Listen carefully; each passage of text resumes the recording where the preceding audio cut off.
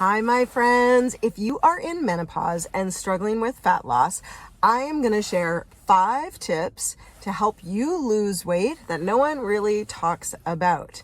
I've recently lost 10 pounds and 4 inches in total, and I followed these 5 fat loss tips, and that's how I did it, along with other stuff that we'll talk about. But let's delve right into it. Stay tuned. Here comes tip number 1, which is the very most important when it comes to fat loss and body composition change. Tip number 1, patience. You have got to have patience because changing your body composition takes a long time. It doesn't happen overnight, and we're so used to everything happening overnight that it can feel very frustrating and very defeating almost if stuff doesn't happen overnight. And every body is absolutely different. So I recently lost 10 pounds, and you know how long it took me? 4 months. The rule of thumb is generally we aim for 1 pound per week of weight loss. It took me 16 weeks. 16 weeks, so that's 10 pounds. So that didn't work. That equation didn't work for me. It took 4 months to lose, and I had to have a ton of patience. We are in such a everything happens right now society, right? Fast-paced society. We can get our groceries and everything delivered right to the door, like right away. But with body composition changing, especially if you are in your 50s and older, menopausal, perimenopause, postmenopause, it takes friggin' longer. So patience is tip number 1.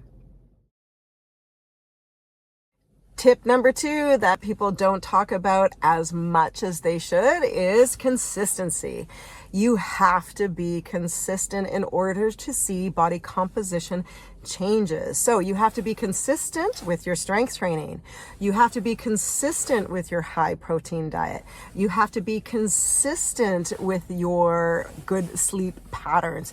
You have to be consistent. You can't just strength train 1 day a week and then the next week strength train 3 times that week and then the next week maybe not. Like, you have to consistently work at your goals in order to see them happen for you.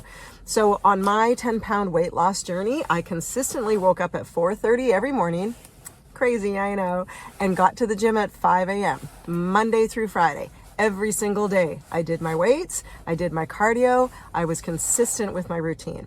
I consistently was on par with my protein diet.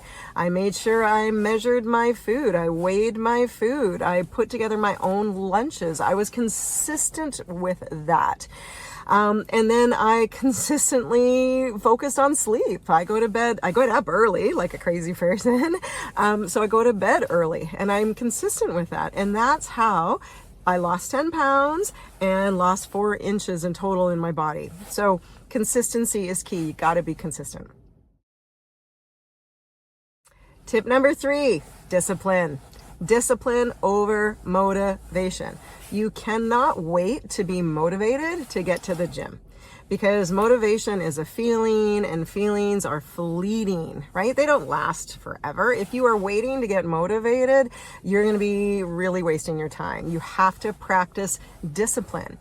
And I know that's not sexy, right? That's absolutely not sexy. But if you are disciplined with your workout routine, whatever time you decide to do that, with your diet, with your sleep patterns, with your stress reduction, if you practice discipline rather than focus on being motivated, you're going to see results. So discipline is setting that alarm clock early in the morning to get up. Discipline is not buying the truffle and black pepper potato chips that happen to be your favorite and you can eat the whole bag. Discipline is saying, no, I'm not going out. I got to get to bed. I've got goals to hit. Like, discipline. You've got to practice discipline. My fitness classes, they know I live this. Discipline over motivation. So you don't always want to go to the gym. I don't always want to go to the gym. In my fat loss journey, in my weight loss journey, I didn't want to get up every single morning at 4:30 and get to the gym at 5 in the morning. I didn't, but I did. And even if I got there and I had a shitty workout, I got there. So I was disciplined.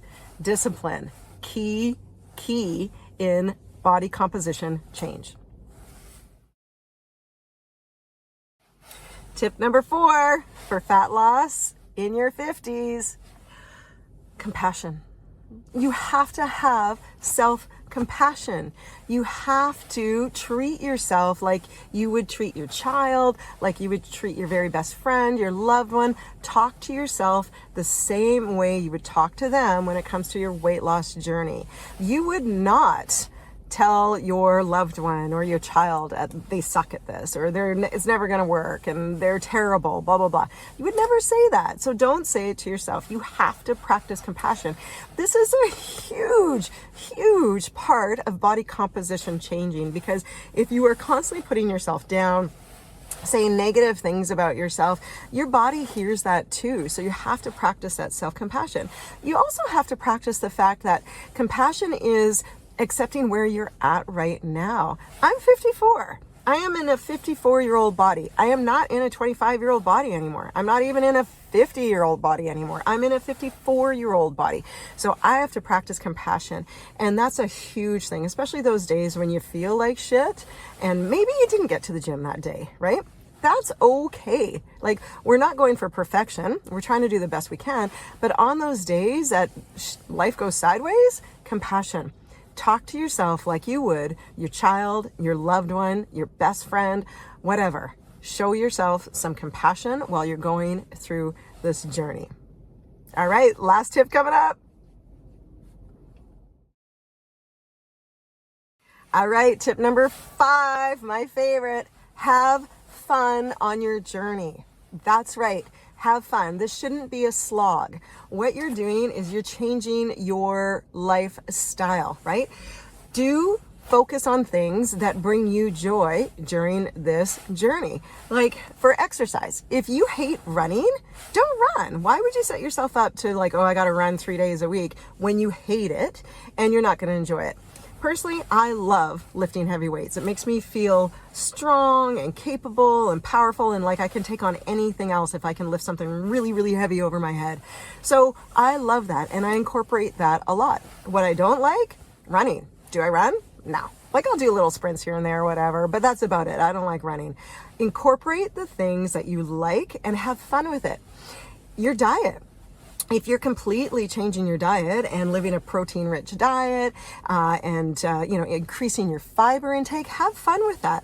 I recently started subscribing to a grocery delivery system. It's called the oddbunch.ca, and they deliver vegetables, a box of vegetables and fruit, to my door once a week.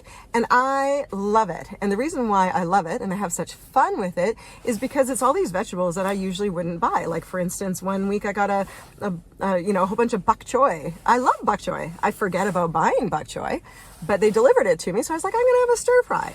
Have fun with it. Find those recipes that really you love. Find the food that you love that work with your diet and have fun with it. Get your friends involved. Work out with your friends. This is not supposed to be a slog. This is supposed to be a change in your lifestyle. And so you got to have fun with the journey. So there you had it. 5 fat loss tips that don't get talked about enough. Now, I will be doing another video on other ways that you can lose weight and change your body composition in your 50s. And so we'll be discussing strength training and your diet and everything else. So do stay tuned for that.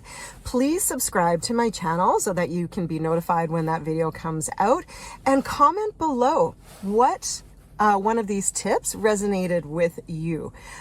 Is there a tip that you're doing that works that maybe you can share as well? Please comment below. I'd love to hear from you. And what other videos would you like to see? I want to hear from you, so let's comment. All right, subscribe. Make sure that you like, subscribe, and comment, and I will see you again.